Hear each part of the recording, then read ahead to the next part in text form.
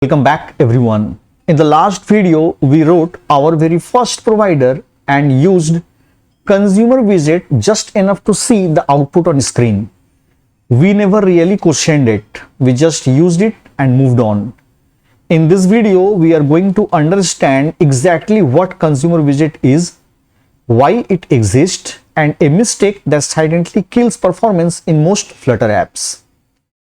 Why ref does not work in a stateless widget.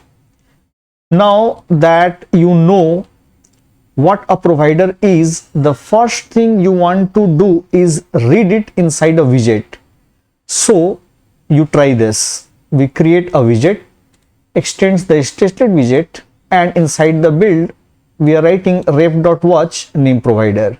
Now once you write this, Dart immediately errors ref is undefined. This is not a bug. This is intentional, and understanding why this error is the whole point of this video. When Flutter calls your build method, it gives you one thing: BuildContext. That context knows everything about your widget tree, your theme, your navigation, but it has absolutely no idea that Riverpod even exists. BuildContext and Riverpod are two completely separate worlds. Ref is an object of type WidgetRef. It is the bridge between your widget and Riverpod's internal container where all your provider state live. And since StatelessWidget only gives you BuildContext, there is simply no ref available. This is exactly why Riverpod gives us ConsumerWidget. Now we need to understand ConsumerWidget, the structure. This I already discussed, that a normal stateless widget, inside the build method we receive BuildContext. But in case of ConsumerWidget, we need to extend the ConsumerWidget class, and in the build now we receive BuildContext and WidgetRef. And with the help of this WidgetRef, now we can use watch or read method. Now what exactly changed here? Three things. First, in the first case, we extended the StatelessWidget, but in the second case we extended ConsumerWidget. In the first case, the build method receives BuildContext, but in the second case the build method receives BuildContext as well as WidgetRef. And since it receives WidgetRef, now we can use the ref. The remaining, the constructor, super.key, your fields, everything else stays exactly the same.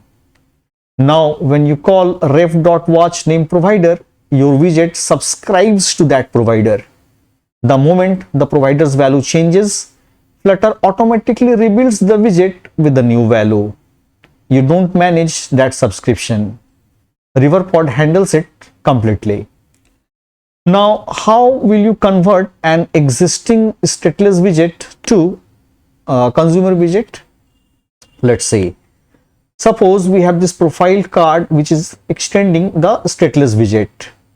The constructor of the profile card is receiving this user ID, and in the build method there is a card which is using the text widget. Now if you want to convert this to ConsumerWidget, then instead of this StatelessWidget, what we will do, we will extend the ConsumerWidget. The remaining things will remain same. In the build method we will use WidgetRef, which is provided by the ConsumerWidget. And in the ref.watch, now we can use the provider and can pass this user ID. And after that, in the card, we can use user.name. Constructor did not change. Fields did not change. Super.key did not change. We changed exactly 3 lines, and this widget is now fully connected to Riverpod. Now we will discuss about a mistake that silently kills the app performance. This is something most tutorials skip, but you need to understand this early before it becomes a habit. Now let's see an example. We have a provider that holds a list of numbers. As you can see that this is a provider which holds a list of numbers. Now here you can see that we have used notifier provider. These things I will discuss as I will proceed in the series. For the time being, just remember that this notifier provider is provided by Riverpod. What it is doing, it is returning a list of numbers, right? Now you want to display only even numbers sorted in descending order. Let me repeat it once. Now you want to display only the even numbers sorted in descending order. Now to do that, we have created this number screen which is extending the consumer widget. This is, here we are watching the number provider which we have created, and then we are sorting it or sorting the even numbers in descending order, and after that we are displaying this inside the list view. We have a floating action button, and whenever that button will be pressed, to that number list or to that number provider we are adding another value, that is 10, right? Now this approach which we have used here is wrong. What's wrong here? The output, when we will run this, then in the screen we will get the output as 8642, that is the even numbers in the descending order. You might think that build only runs when your provider data changes. That is wrong. Flutter calls build whenever it decides your widget needs to repaint. When the parent widget rebuilds, when the phone rotates, when the theme changes.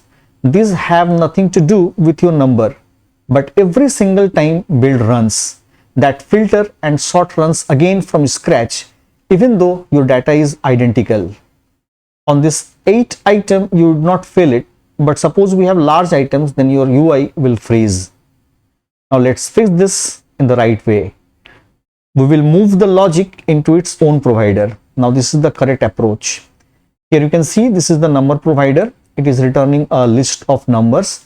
Now here we have created another provider which is returning the even numbers, and it is sorted in descending order. This is a complete provider. The logic will live here. It will cached and it will only recompute when the number provider changes. Right. Now if you rotate the phone 10 times, theme change, parent rebuilds, even sorted provider does not recompute.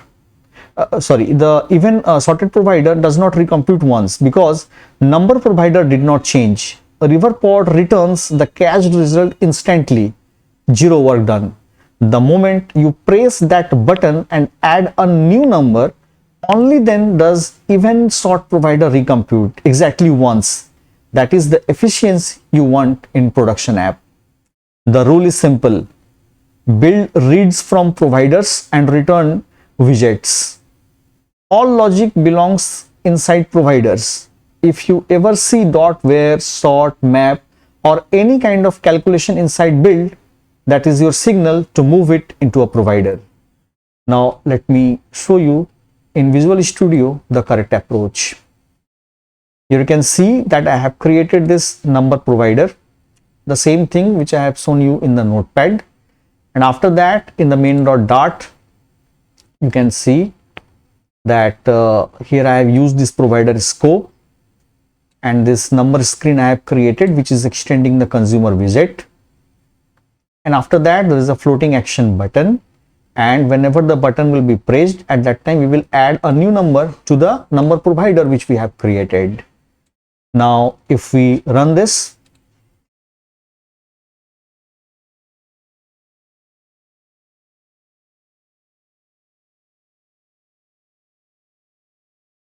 you can see the numbers are displayed, the even numbers are displayed in descending order. Now once we press this floating action button, at that time the number will change, okay, and at that time only it will be computed. That is the power of Riverpod. That's it for today's video. Thank you so much for watching.